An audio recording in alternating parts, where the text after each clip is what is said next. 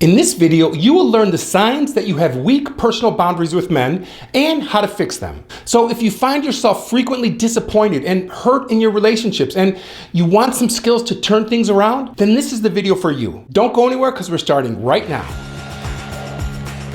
Hi there, I'm psychologist and relationship coach Dr. Antonio Borrello.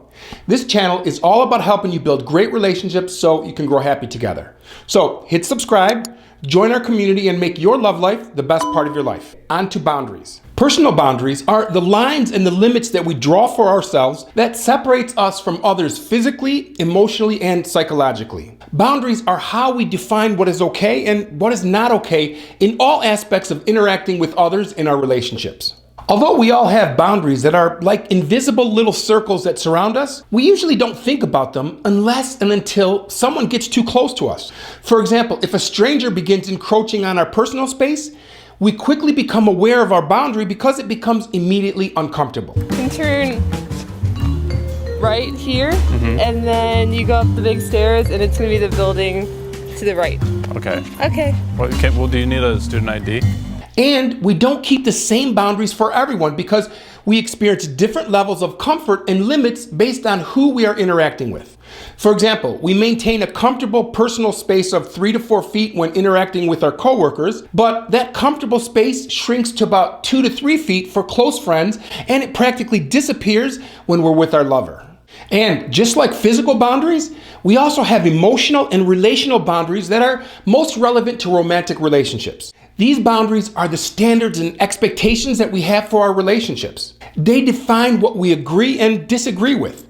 They define what we love and hate, and they define the limits of what is okay and what is not okay in our relationship. Having clear boundaries is important in all relationships because when we don't have clear boundaries, we can expose ourselves to unhealthy and destructive influences and people. Likewise, most of the problems that we experience in relationships can be traced back to a lack of boundaries or a breach of an emotional boundary.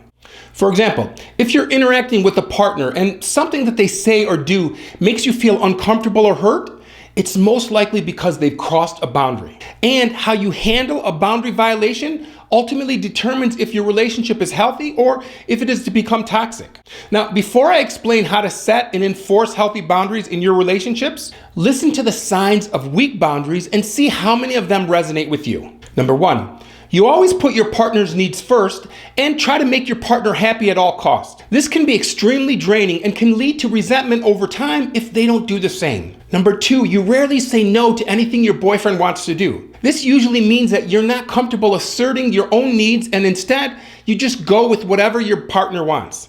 And this can be extremely frustrating and can leave you feeling powerless in the relationship. Number 3, you allow your partner to control all aspects of the relationship. Number 4, you frequently ignore your own gut feelings in favor of what your partner wants. You're afraid of upsetting your partner or of being seen as the bad guy. However, avoiding conflict can actually do more harm than good in a relationship as it can lead to resentment and bottled up emotions. Number 5, you often make excuses for your partner's bad behavior. This may be because you don't want to face the reality of the situation, or perhaps you believe that your love will eventually change him. Unfortunately, this type of thinking can lead to further abuse and mistreatment. Number 6, you frequently take responsibility for the problems in the relationship, even when they're not really yours to shoulder. Number 7, you avoid disagreeing with your partner, even if you don't actually agree. Number 8, you always make yourself available to your partner and you're always willing to drop everything at a moment's notice to be with him. This can be problematic because it can lead to you feeling taken for granted and like you don't have a life of your own. If you found yourself agreeing to a few or more of these statements, it's likely that you have weak relationship boundaries, and this is the source of your relationship problems or the ones that are to come. But here's the good news. If you follow these steps, you can fix or establish healthy boundaries in your current or in any new relationship. And maintaining healthy boundaries can turn around a problematic relationship or improve an already good relationship. And that all starts with number 1. Number 1, communicate your needs and expectations clearly. It can be difficult to set healthy boundaries early on in a romantic relationship. You may be afraid of scaring your new partner off or coming across as too demanding. However, it is important to communicate your needs and expectations clearly from the beginning. This will help ensure that both you and your partner are on the same page and can avoid any potential conflict down the road. Remember, it's okay to be assertive when setting boundaries. And this doesn't mean that you are being demanding or unreasonable. Rather, it shows that you know what you want and need in a relationship. So be sure to be clear and concise.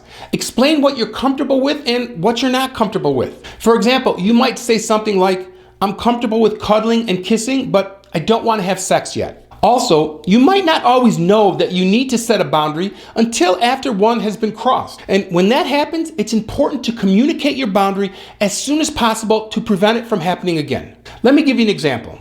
Imagine this scenario. You really like a guy and you're excited about him. Your first date goes magical and now he has invited you out on a second date for a Saturday night. And that Saturday, he texts you to confirm that you are meeting at a particular restaurant at 7 p.m. So you show up to the restaurant at 6:57 and he's nowhere to be found. In fact, he doesn't show up until 7:24 and he doesn't even take a moment to text you or call you and let you know he was running late. And when he arrives, he makes no mention of the fact that he is late. So how do you handle this situation?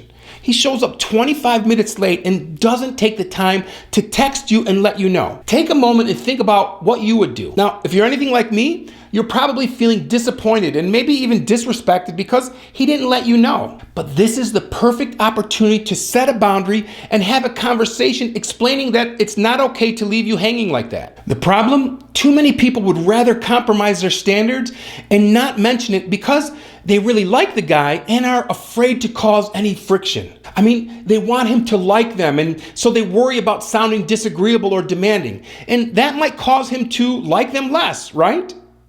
Wrong.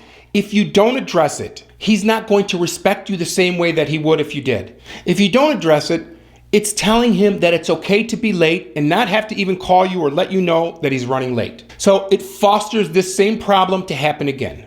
Number 2, confidently enforce your boundaries. Most of the mistakes that women make when dating someone new involve some form of not communicating and not enforcing boundaries. This can include being too available, or not expressing your preferences, or not saying no, or making excuses for bad behavior, or tolerating a lack of effort or unacceptable behavior. These mistakes are driven by the fear that disappointing him will result in losing his attention and attraction. For example, being too available, or not expressing your preferences, or not saying no, or making excuses for bad behavior, or tolerating a lack of effort or unacceptable behavior.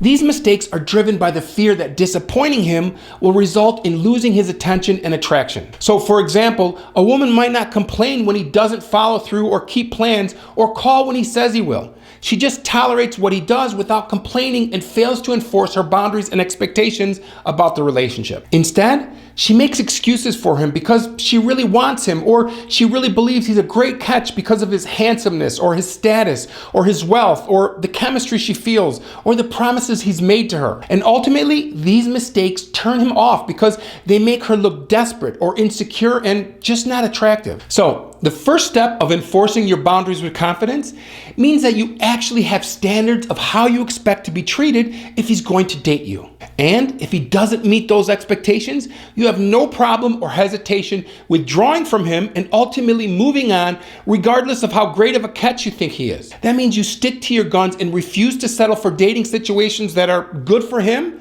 but bad for you. When a man disappoints you by failing to meet an expectation, you have to confidently inform him of your standard again, despite the fact that you might be feeling uneasy or insecure. Then you watch and listen to his response.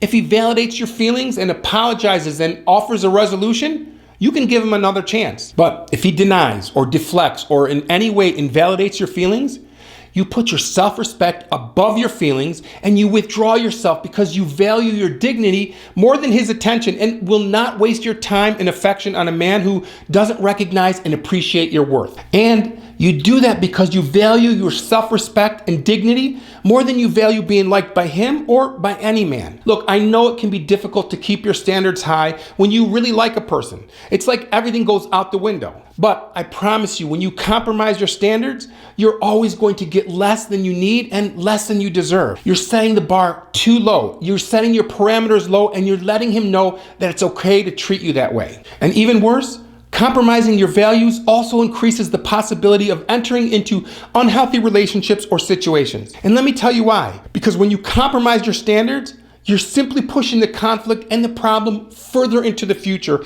and allowing the problem to grow and get out of control. You're ignoring the red flags because you want to be wanted so badly and you continue to accept less than you deserve.